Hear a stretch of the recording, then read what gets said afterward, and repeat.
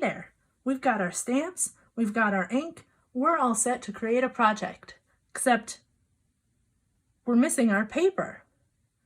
Stay tuned for this episode of Designing with Elaine.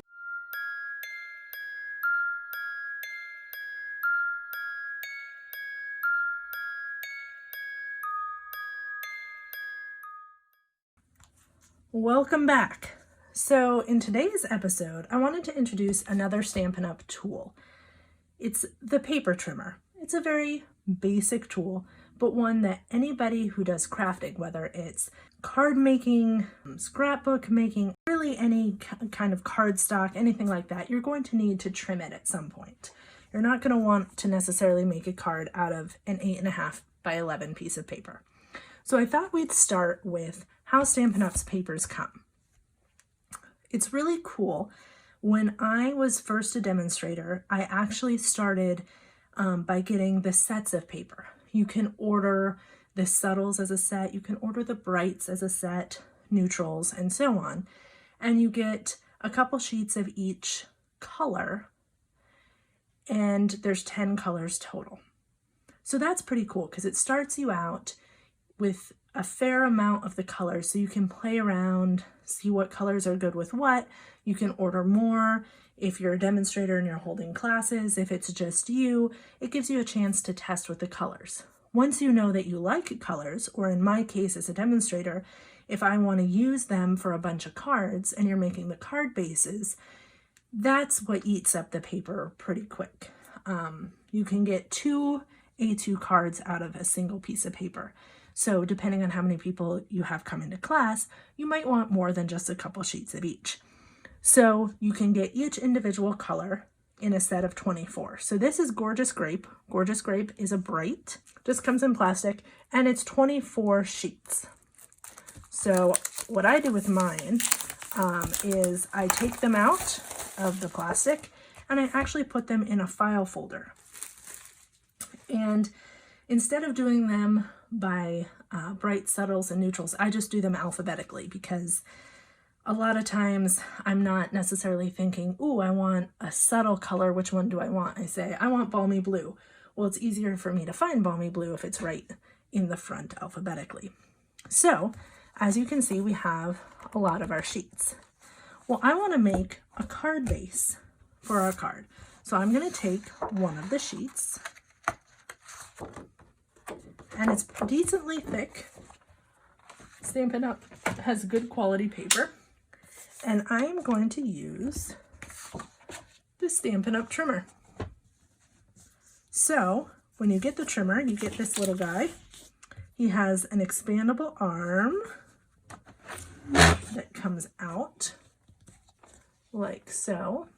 4 bigger pieces of paper. So if you're cutting a 12 by 12 and you need a little bit of extra space, or you're measuring something bigger, it's very handy. For my use with the standard card, I'm cutting this at 5.5. If I cut it at 5.5 and I line it up with the 5.5, you'll notice that there's you get 2 little sliders. The darker slider is your cutter. This swings open to allow you to put the paper in and change the blade. So the blade is this guy, and this one is actually a scorer, which is pretty cool. So I will get to that in a second. First, I'm going to cut my card. I'm going to set it up at 5.5. I'm just going to slide it straight down. Now I have 2 pieces that are the same size that make the perfect card base. I'm going to fold it in half so I can either have it vertical or horizontal, and I'm going to have 5.5 by 4.25. Now, here's where the scoring tool comes in handy, but you want to make sure that you're not using the blade. The blade is put away. So this guy is going to be 8.5. So we want our line at 4.25. We line up 4.25. That's going to be the front half of our card.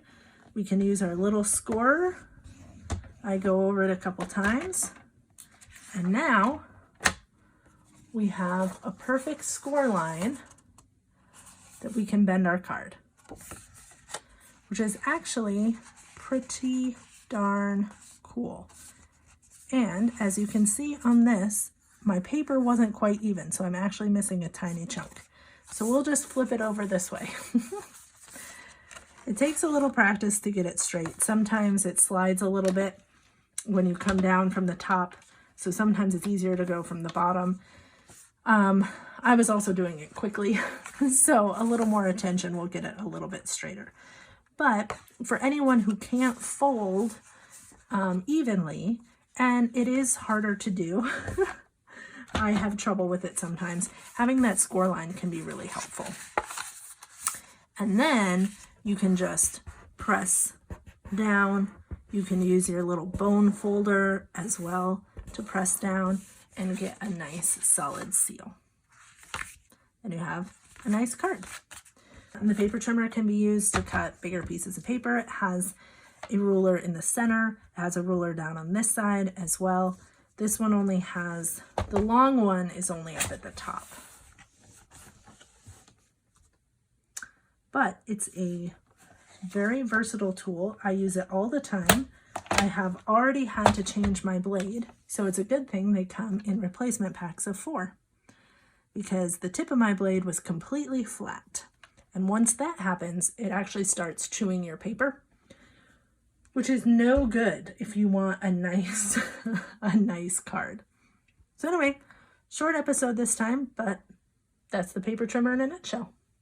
Thanks for tuning in, and we'll catch you next time.